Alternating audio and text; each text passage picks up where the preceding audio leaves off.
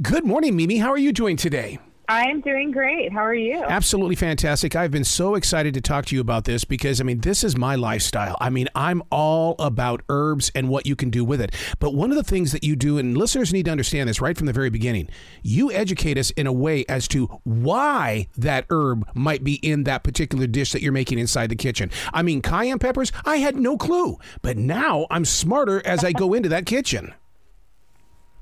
That's awesome. Yeah. Kitchen herbalism is one of my favorite things. I think that's like the seat of the herbal homestead, and, stirring those healthy pots of soup and brewing those cup of tea is just like so empowering to be able to deal with everyday maladies just from your kitchen. Where are herbs better used? In other words, do we really have to cook them in our foods? Because to me, that's like stealing something. But at the same time, I'm from Montana. We used to eat the potatoes directly out of the ground. Is it wrong to just eat it in its original state?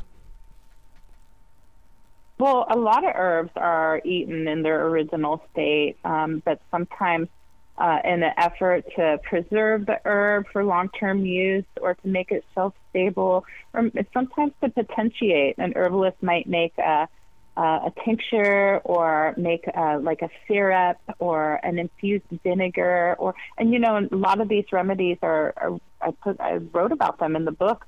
We like to make ointments and salves and topical remedies, and that way, because herbs are only at peak out in the garden or out in the wild for so long.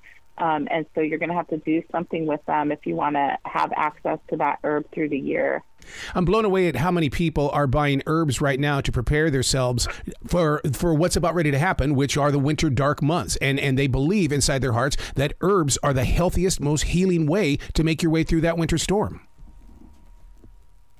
I agree, and I'm part of those people. I just gathered a lot of elderberries from the elderberry heads that I planted when I moved out here to the homestead, and I brought them in, and I dehydrated them, and now I have elderberries to make syrup and to make tea to help us ward off viruses and colds as they come around, and the kids love the elderberry syrup. So that's awesome. But I also made a big batch of fire cider, which has that cayenne, and it has ginger and turmeric and, a lot of our spices. And that's just going to really help get our blood moving during the winter. And at the second we feel like a scratchy throat or we feel run down, like we're coming down with something, we're going to take a shot of fire cider. Yeah. So now, how is it that you gain the confidence when you're walking through a forest or you're walking through this lay of land, and all of a sudden you come across the saw palmetto, and do you just look at it and say, it's got to be an herb? Because I would look at it and go, that's got to be poisonous. Well, it's because I've researched a lot and I've followed a lot of wise people through the woods. I never would suppose just walking into like a new land or new territory that I would know the herbs around me. But you always have to go with guides. And I've spent a lot of time with mentors and my grandmothers pointing things out. And yes, botany classes and college classes, and I have a graduate school degree in herbal medicine. So it takes a lot of time to earn that confidence. And eventually I became a registered herbalist with the American Herbalists Guild, which for me was important to kind of validate my own expertise and hang my shingle as a professional clinical herbalist. A couple of weeks ago, I was with the doctors, and the doctors said, look, man, part of your 4 days before the event takes place, you cannot have any herbs at all. And I'm going, but whoa, you're knocking down my guard here. Why couldn't I have the herbs before this procedure? Right. I recently also had surgery and had to go like 2 weeks on both sides without herbs. But, I understand because, they know that, some of these herbs might thin the blood more than you'd like, or some of them might clot the blood more than they would like, and they'd like that happy medium. They don't want anything to interact with anesthesia or any of those medications. You're going to get lots of medications when you're in surgery, so it's best to just stay safe. But definitely after the month was over, I was ready to get back on my herbs because, it affected my mood and my energy, and I was ready to get back on my plan. Consumer to consumer. Those people over there at National Geographic's putting a book like this together, they're reaching for 3 and 4 different generations, aren't they? I mean, this is a solid book. It's so wonderful, and I'm so blessed to, partner with National Geographic because they made such a beautiful book. I mean, they took my words and then just put it into like a visually beautiful context with the art and with the photography, and even the book cover is like this fabric, textured. I've never seen anything like that.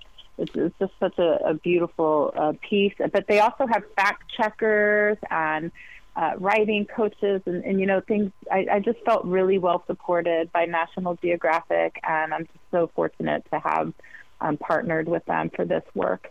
You're going to think I'm a freak, but every year inside this forest that we created in 1997 by planting 1,700 trees, one of the main things I wanted in these trees was the fact that I had some sort of herbs for the migrating birds. And it is so fascinating to watch those birds return to this scene every single year. Can people use this more and more inside, let's say, their urban areas? Because, I mean, you don't have to have a forest in order to have a connection to birds. Oh, absolutely. And I think, we see so many green spaces now in the cities and even on your back patios. And because I used to be a renter for so long, and I've only been on my homestead for about 3 years. But before that, it was all in town, in city with container gardens. And I became kind of this container garden herbalist and had so many that part of the fun was watching all the critters and nature gather wherever there's plants, and so now anytime I think about plants, I think about we need to share those resources with the wildlife. And this is why even out in the woods, I have pollinator gardens that I installed, to attract the monarch butterfly and to attract native animals. So yeah, it's so important. Yeah. Are we herbing correctly? Because, it seems like it's too easy to over-herb, and then our bodies have a reaction. I'm a big fan of getting to know one herb at a time. Yep. I still remember the days when I started really learning with my body about herbs. I remember just drinking rosemary tea for like a month, and that's all. And just like really, and I felt really awake that month. I felt like so smart, and just like so alive, and that flavor and the smell and how it affected me if I took it in the morning versus at night, so then the next month it was ginger. I drank ginger every day for a month. And so that's my advice, to really just start with one simple herb, taste it, smell it, feel it, take it at different times of the day, take it with food, take it away from food, just really see how your body responds, and you might find a best friend in one of those herbs. More than anything, I want families to be able to experience this book, because when they go and they do their family traveling around the nation and stuff like that, and they come across a lake or maybe out there in the Puget Sound area, they come across kelp in the water, that it's not ugly or beautiful in that moment, but really it's something that's very good for your body.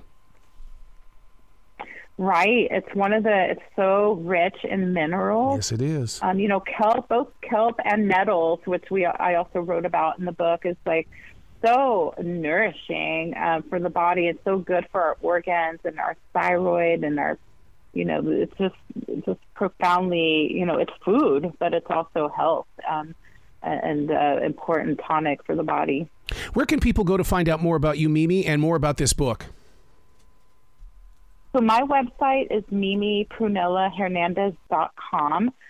Also Instagram, Mimi Prunella Hernandez, and Facebook, my author page is Mimi Prunella Herbal. And the book you can find anywhere you buy books. So go to your bookstore, go to Amazon, go to Disney or National Geographic, Barnes and Noble. So pretty much anywhere you buy books, you're going to find this book now. Just in time for gift giving. Well, you've got to come back to this show anytime in the future. The door is always going to be open for you, Mimi. I would love that. Thanks for having me today. Well, you be brilliant, okay? All right. Thanks.